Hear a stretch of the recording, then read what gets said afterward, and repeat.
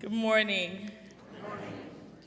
Paul, I must admit that I do all of that, and yet no one has built me a contemplative garden off my office. It is indeed my pleasure to be here with all of you this morning. I am incredibly grateful to serve as your executive minister of Justice and Local Church Ministries for the United Church of Christ. And whenever I'm out preaching, I always like to take the time to say thank you, because I am clear it is because of you that I am able to do what I am called to do in this way with great love and with great joy because of your giving. I heard Paul say that you're one of our top churches for one great hour of sharing, and I am increasingly understanding the significance of that. As we face the new cyclone that hit in Mozambique, something that did not make the front page news here, but something that we are considering in the United Church of Christ, we've already received notice that all of the IUCC churches and affiliate missions in Mozambique were desecrated in the cyclone. None of them survived, and we have already begun sending resources and funds there to help. But not only do we show up for disasters when they happen, but we stay until healing shows up. And that is the thing I'm most proud of about the United Church of Christ, that we are not first responders, intentionally so. For many people respond in the immediate aftermath of a crisis, but we are people who stay with people once the newness has worn off. And you have no idea how crucial that is in the work that we do. So therefore, we are in Mozambique because not many have responded there, so we are there early. But we're also still in Puerto Rico, where churches were decimated and people are still trying to recover. We are still sending filters to Flint until water is clean and safe again. We're still working with those who were at Standing Rock, who are still trying to regain their strength. Wherever there has been a disaster, and the disaster has not passed, even though the news cycle has, the United Church of Christ remains. And we are able to do that because of your generosity through one great hour of sharing. I'm also proud that we have never said no when disaster strikes. We invest well. We have money that we can continue to show up with our partners like the Disciples of Christ and others who are doing the same. But it is because of people like you that we're in a position to do that. I would not say that every denomination or every church who doesn't show up in such a way is because they don't want to, but it is because we pool our resources and we use them wisely, that we've been able to do what we do without ever saying no. So thank you. And Paul did not pay me to say that. It's just on my heart to say this morning. Well, I am going to preach 2 sermons today because I feel led to after yesterday. Both of them have a familiar theme, though. Throughout the First Testament, water, especially deep water, lakes and rivers are not particularly comforting images. They often represent uncertainty and sometimes chaos and even death. In the book of Genesis, when God created the world, he created it from a deep, dark, formless void covered with water. Out of these waters of chaos, God brought forth creation in the form of dry land. And then later, when God was sorry that he had created humankind, God reversed that process, causing a great flood. And according to our text, only Noah and his family were left to witness this terrible return of creation to watery chaos.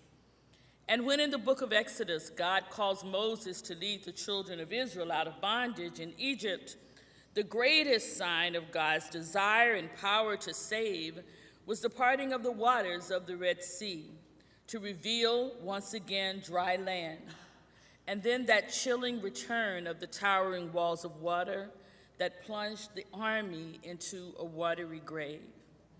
Rivers and lakes and seas were not friendly images for the Israelites. Rather, they threatened chaos and death.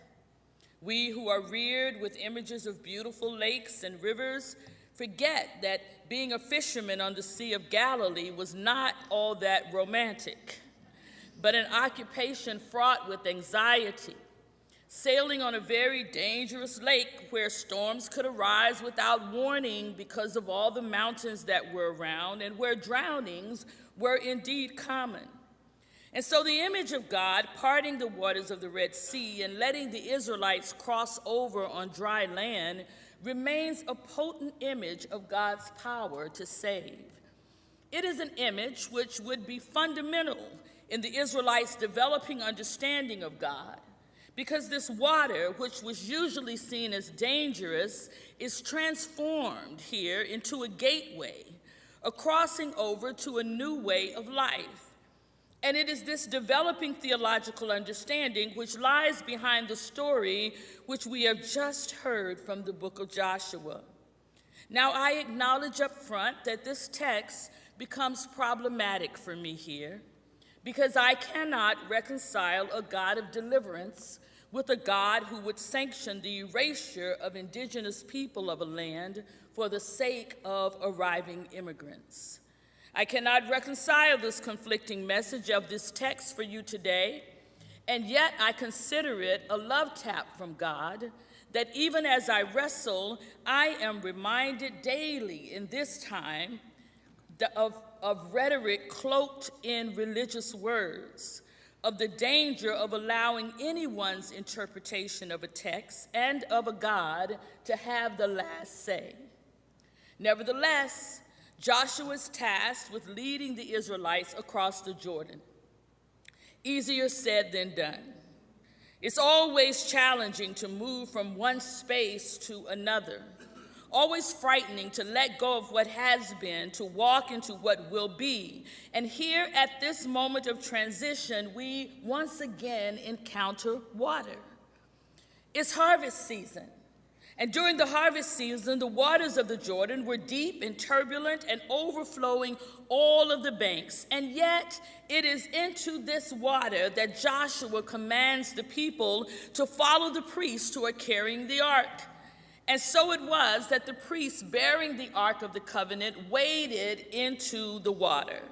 And the Bible says, as soon as the soles of their feet rested in the waters of the Jordan, the water stopped flowing.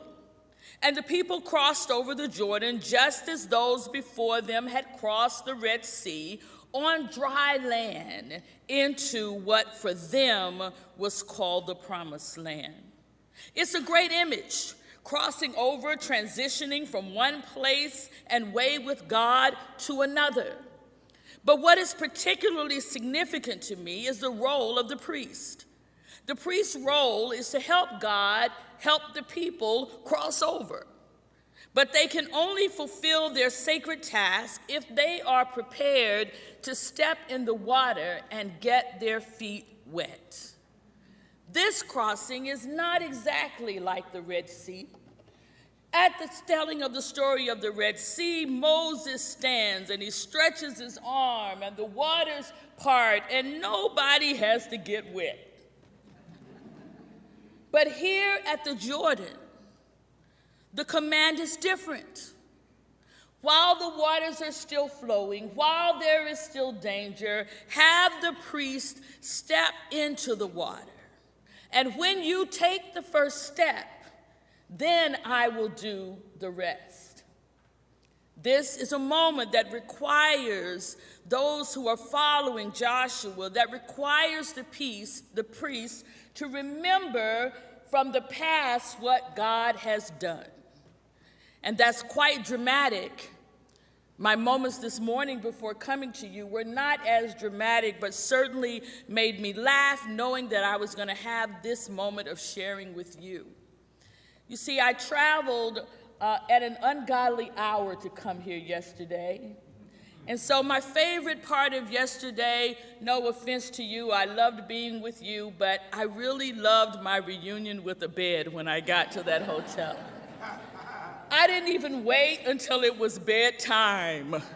I put on my PJs and ordered a little bite to eat, and before I knew it, I was asleep. I think I went to sleep about 7 o'clock. And so I didn't wake up until about 4 this morning. And as I always do, I opened my day with prayer and time with God, but I'm usually closing that out and then rushing to do something. And this time, I had time. So I made a horrible mistake. I opened up Facebook. Opening up Facebook can really dampen your day. I began to read things that got my blood boiling. And before I knew it, I was in a heated discussion with someone else who should not have been awake that early either about a point that we disagreed on, and I got angry. I became angry because I couldn't get this person to understand it my way. And I started to lament over all of the things that are horrible in our world and all of the challenges that we're facing and all of the bad news, piece after piece after piece. And if you do any of social media or any media at all for that matter, you understand what it's like to be inundated with bad story after bad story after bad story. And I had to stop and remind myself that God is still God, and that there is, contrary to my timeline, still more good in the world than evil. And light still cannot be overcome with darkness. But I had to remind myself. And so I thought about these sojourners in this text, because in order to gain the courage to step into a river that is overflowing the banks, they had to remind themselves of what they knew about the God who was commanding it to be so.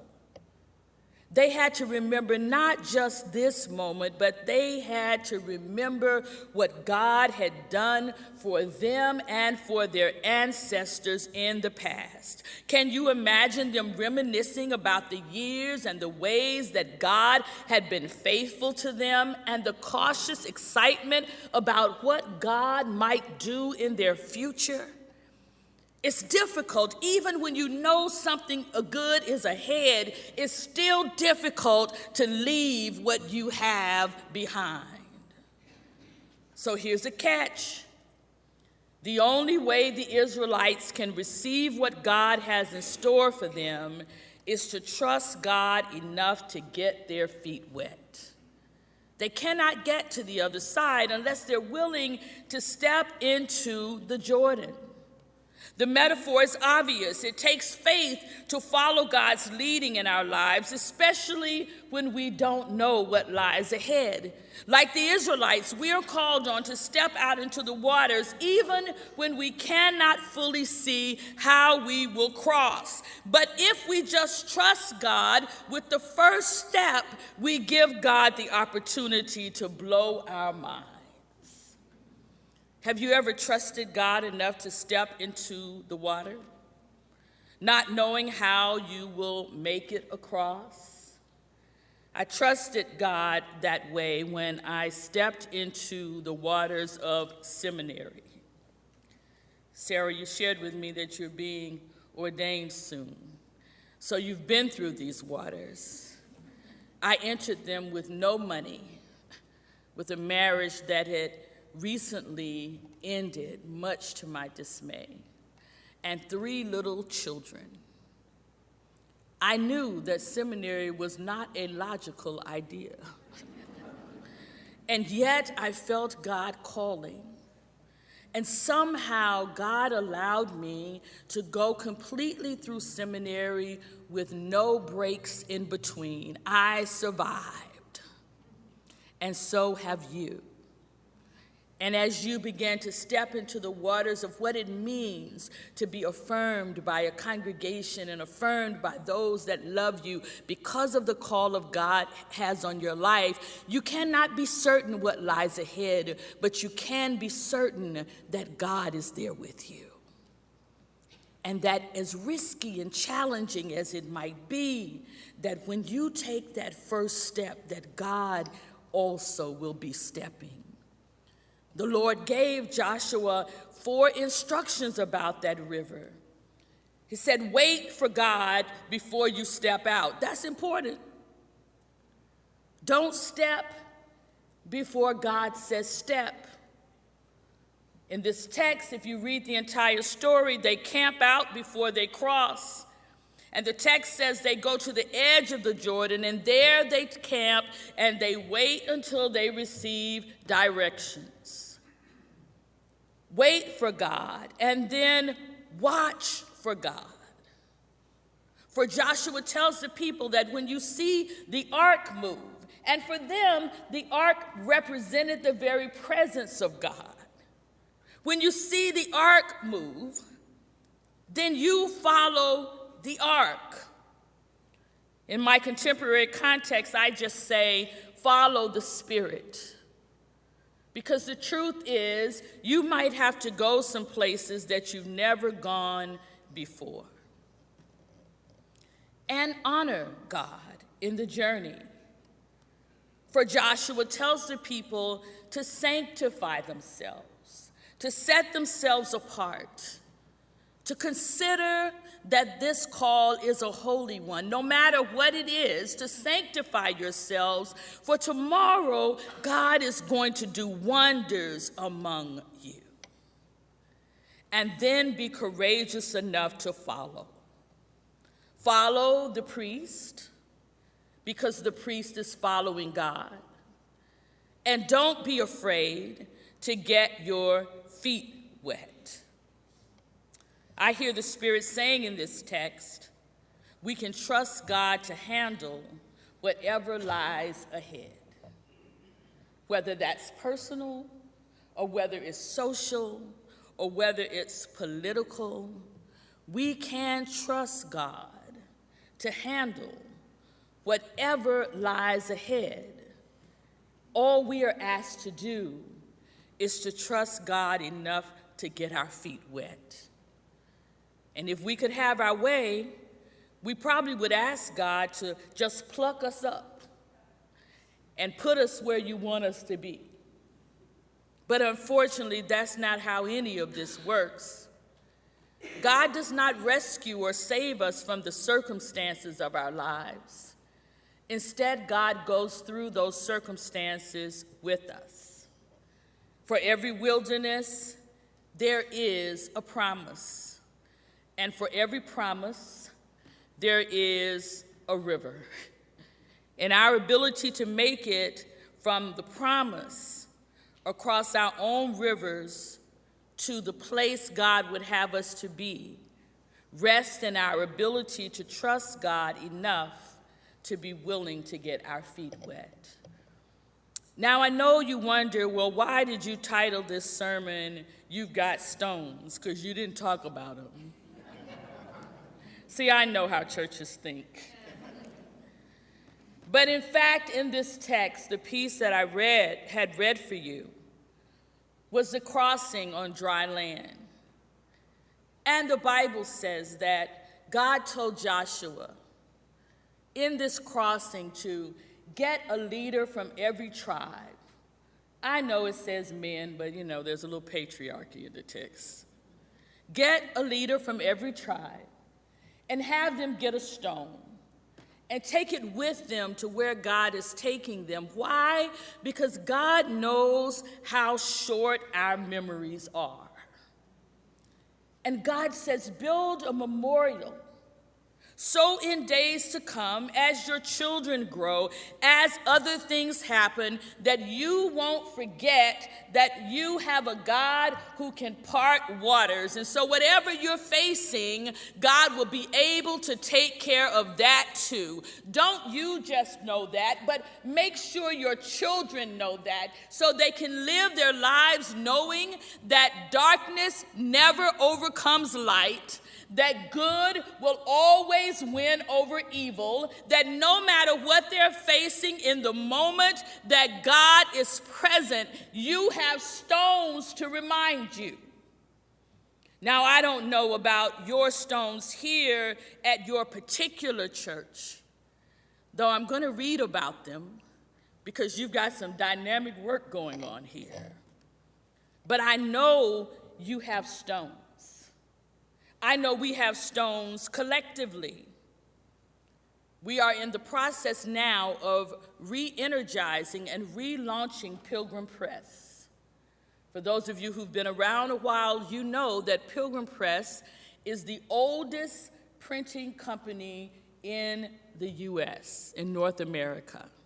And it belongs to the United Church of Christ. And we had gone to only printing a book here and a book there so we would not lose our license, but we're going to start printing again because we have stones. The idea of a free press in North America began when Congregationalists published the first book, The Bay Psalter. Congregationalists are among the first Americans to take a stand against slavery. 5,000 angry colonists gather in the Old South Meeting House to demand repeal of an unjust tax on tea. Their protest inspires the first act of civil disobedience in U.S. history, the Boston Tea Party. And I thought Ferguson was something. Lemuel Haynes was the first African-American ordained by a Protestant denomination. That happened from our stones. We had the first prominent Protestant seminary, the first school for the deaf, the first to ordain women, the first to ordain gay ministers. We have stones. And we have those stones because those before us were courageous enough to get their feet wet. I don't know what rivers we're going to face tomorrow, but I already know that the water is rising. And the rivers will be turbulent. But in many ways, it doesn't matter, because I have no doubt that whatever rivers we must cross, God will still show up, as God has always shown up, and we will not drown. The only call we have is to get our feet wet. I serve as a local pastor, and you didn't have young people at this service. I'm glad that Sarah's going to do the children's sermons. I don't do children's sermons. They frighten me to death.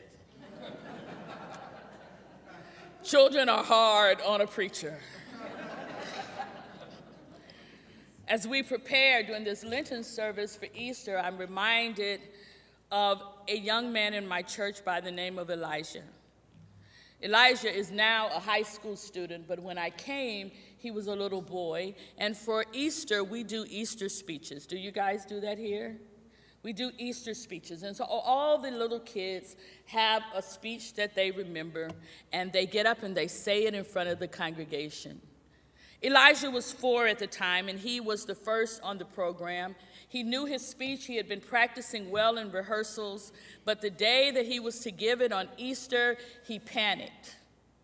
When he was called to the mic, he came up and he started shaking his head no.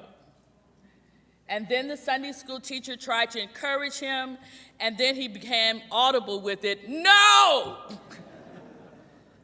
I came down out the pulpit thinking I certainly could get Elijah to say that speech, and then he began to yell and cry, no!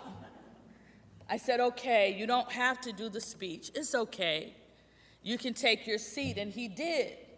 And all the other little kids, one by one, came up and gave their speeches, and everyone would clap after each speech, and we celebrated the entire service, including Elijah. And right when I was about to close worship, Elijah said, "Wait!" I said, "What is it, Elijah?" "I want to do my speech."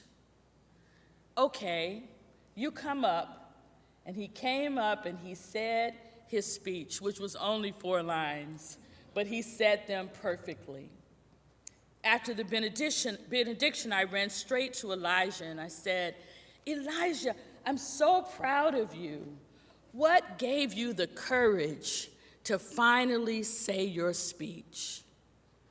And he said, "Nothing. I just did it scared." I share that with you as my parting words, because there are some things we may have to do that we really don't have the courage for. And that is when those stones will mean the most, that we might go ahead and do what we know is just and what we know is right, even if we do it scared. Amen.